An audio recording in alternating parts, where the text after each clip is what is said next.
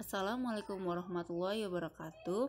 Perkenalkan, kami dari kelompok 8 yang beranggotakan Ainun, Ayu, Adel, dan Erika yang akan mempresentasikan hasil tugas kami yang berjudul Teknologi Penggorengan Vacuum Fried pada Buah Nangka. Industri makanan ringan cepat saji saat ini menjadi salah satu sektor yang penting bagi para konsumen ataupun masyarakat yang menginginkan makanan ringan yang berasal dari produk penggorengan. Nah, kali ini akan dibahas tentang nangka goreng. Jadi, apa sih nangka itu dan apa itu nangka goreng? Nah, kita udah singgung sedikit nih tentang apa itu tadi nangka goreng. Nah, tapi sebelum itu kita perlu tahu nih apa itu nangka. Nah, nangka itu merupakan buah tropis berwarna kuning keemasan yang kaya akan gula, mineral, serat pada bagian luarnya.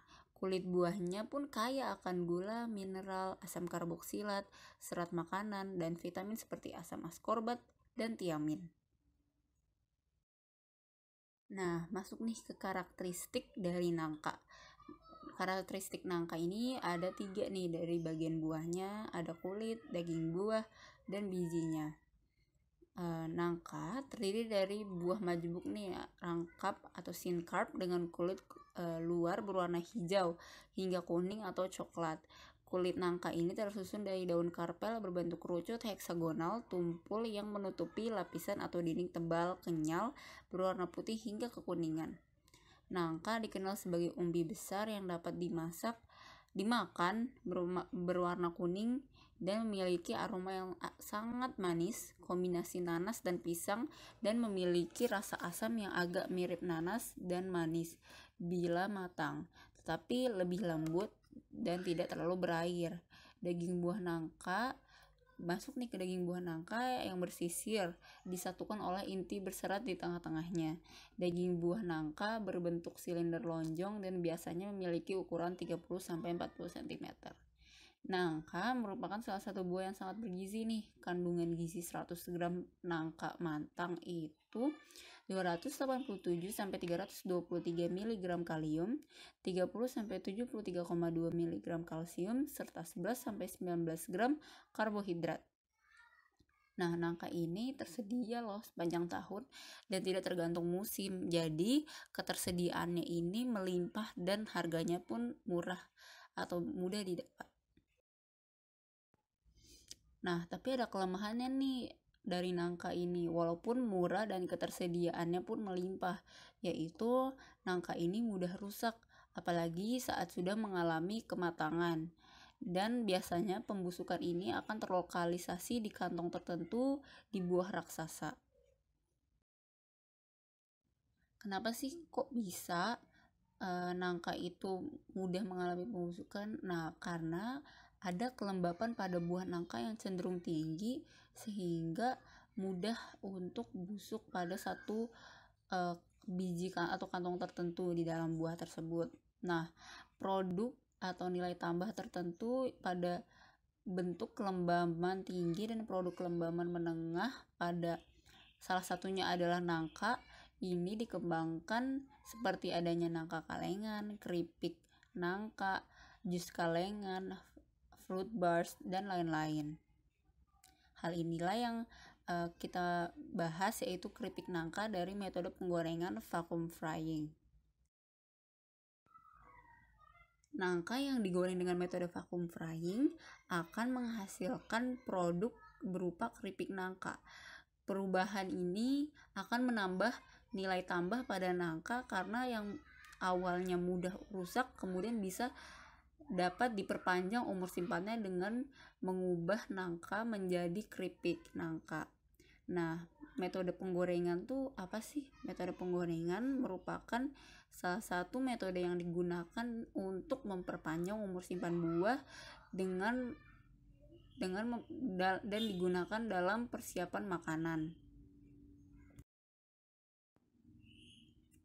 Nah, dampak positif dari penggorengan ini, ketika menggoreng dengan suhu tinggi, ini akan menciptakan rasa spesial yang ramah yang dapat diterima oleh konsumen, warna coklat keemasan yang menggugah, dan teksturnya yang renyah membuat makanan menarik jadinya dengan aroma yang harum dan rasanya yang sangat enak.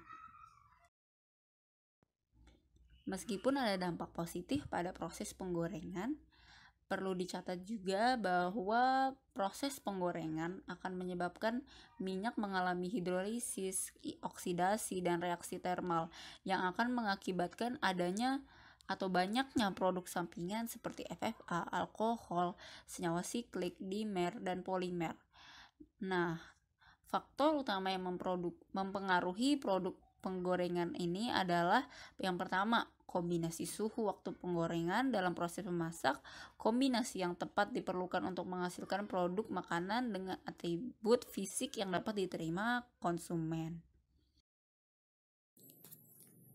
Penggorengan atmosfer atau konvensional memiliki kelemahan, yaitu 1. Terjadinya pencoklatan non-enzimatik. 2. Penyerapan minyak yang tinggi ke dalam bahan pangan. 3. Penurunan kandungan nutrisi bahan pangan. 4. Pembentukan senyawa karsiogenik selama proses penggorengan. Karena kekurangan yang dimiliki penggorengan atmosfer atau konvensional, maka proses penggorengan keripik nangka dilakukan menggunakan metode vacuum frying. Vacuum frying merupakan salah satu penggorengan yang dilakukan di bawah tekanan atmosfer.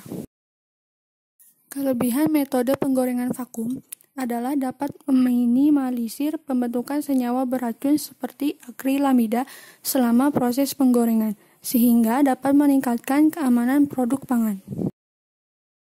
Vacuum frying menyebabkan kualitas pada bahan makanan seperti tekstur, retensi terhadap zat gizi, serta warna meningkat setelah penggorengan. Tetapi penggorengan vakum secara signifikan menurunkan kandungan minyak akhir. Hal tersebut terjadi karena penggorengan vakum dilakukan dalam tekanan di bawah tekanan atmosfer, sedangkan titik didih minyak dan air lebih rendah jika dibandingkan dengan tekanan atmosfer. Sistem penggorengan vakum. 1. Ruang penggorengan vakum, yaitu bejana kedap udara yang dilengkapi dengan pemanas minyak dan keranjang penggorengan. 2. Kondensor berpendingin yang berfungsi untuk menampung uap yang dihasilkan selama penggorengan dengan mengembunkannya di permukaan yang dingin. 3. Pompa vakum yang berfungsi untuk memberikan tekanan rendah yang diperlukan saat proses penggorengan serta menghilangkan gas yang tidak dapat terkondensasi. Parameter penggorengan nangka meliputi 1. Pre-treatment, 2. Waktu, 3. Suhu. Parameter penggorengan pertama, pre-treatment. Pre-treatment pada vacuum fried jackfruit. 1. Pre-drying.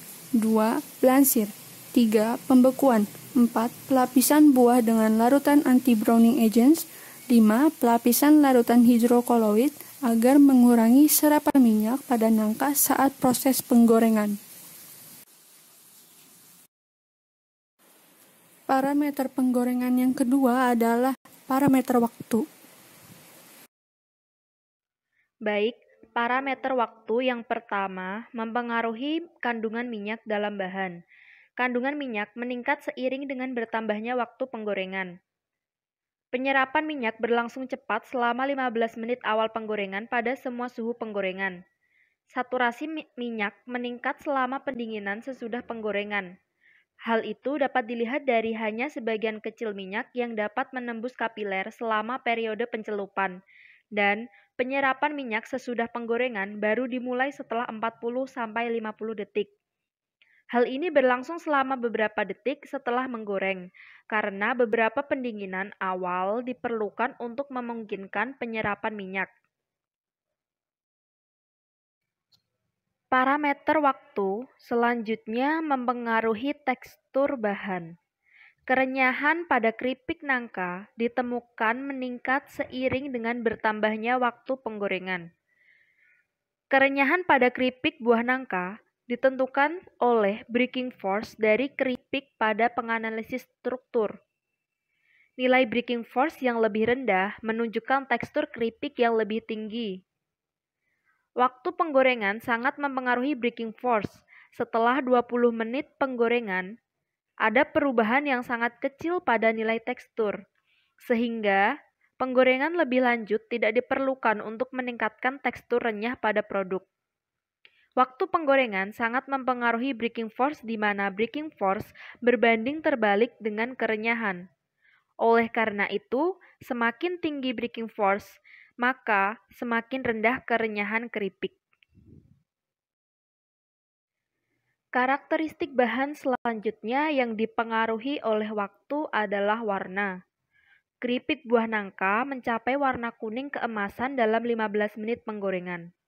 Namun, waktu penggorengan tambahan menghasilkan warna gelap yang tidak diinginkan pada keripik buah nangka. Waktu juga mempengaruhi sifat sensori pada bahan, yaitu sifat berminyak. Sifat berminyak keripik nangka ditemukan berkurang setelah 15-20 menit penggorengan, yang mana hal ini menyebabkan peningkatan secara bersamaan pada skor sensorik sifat berminyak. Sifat berminyak menurun dengan perkembangan penggorengan. Meskipun begitu, setelah 20 menit sampai akhir 30 menit, sifat sensori tetap hampir tidak ada perubahan. Waktu penggorengan juga mempengaruhi total fenol dan flavonoid. Kehilangan total fenol dalam keripik buah nangka terbatas setelah 30 menit penggorengan. Penggorengan vakum dapat mempertahankan jumlah fitokimia dalam keripik goreng seperti senyawa fenolik dengan mencegah oksidasi dan degradasi termal.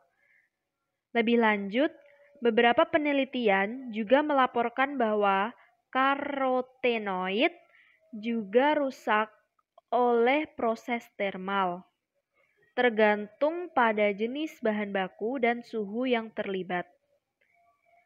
Hasil penelitian juga menunjukkan bahwa laju degradasi karotenoid lebih cepat setelah 15 menit penggorengan pada semua suhu penggorengan. Parameter terakhir dalam penggorengan yang mempengaruhi kualitas bahan adalah suhu. Kualitas bahan pertama yang dipengaruhi oleh suhu adalah kadar air. Semakin tinggi suhu, maka produk akan lebih kering. Hal ini disebabkan karena saat proses penggorengan menggunakan suhu yang tinggi, kehilangan air yang terjadi akan lebih besar. Hal ini sejalan dengan penelitian lainnya yang menunjukkan bahwa semakin tinggi suhu yang digunakan pada proses penggorengan, maka kadar air dalam produk yang dihasilkan akan semakin rendah. Penggorengan vakum dengan suhu 80 derajat Celcius, 90 derajat Celcius, dan 100 derajat Celcius selama 5 menit dapat menghilangkan kadar air masing-masing sebanyak 11%, 18%, dan 26%.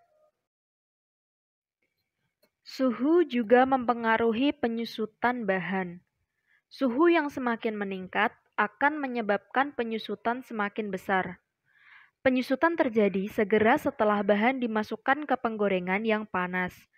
Hal ini terjadi sejalan dengan hilangnya air yang cepat pada produk selama 10 menit penggorengan pertama dan terjadi secara signifikan. Kemudian pada suhu 90 derajat Celcius dan 100 derajat Celcius, terjadi penyusutan tetapi tidak signifikan. Hal ini kemungkinan terjadi karena semakin tinggi suhu, maka permukaan bahan menjadi lebih cepat kaku, yang disebabkan oleh hilangnya air yang berlangsung cepat, sehingga menimbulkan peningkatan resistensi terhadap perubahan volume.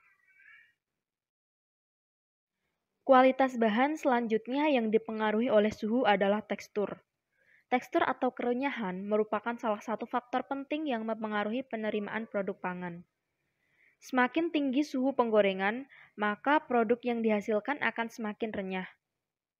Pada awal penggorengan, daya patah produk tinggi. Kemungkinan karena saat awal penggorengan tekstur produk masih lembut yang disebabkan kadar airnya masih tinggi. Kemudian, pada suhu 100 derajat Celcius, daya patah produk mengalami penurunan secara signifikan, yang kemungkinan terjadi karena adanya kerak dehidrasi. Tekstur renyah produk dicapai pada suhu 80 derajat Celcius selama 30 menit, suhu 90 derajat Celcius selama 25 menit, dan suhu 100 derajat Celcius selama 20 menit.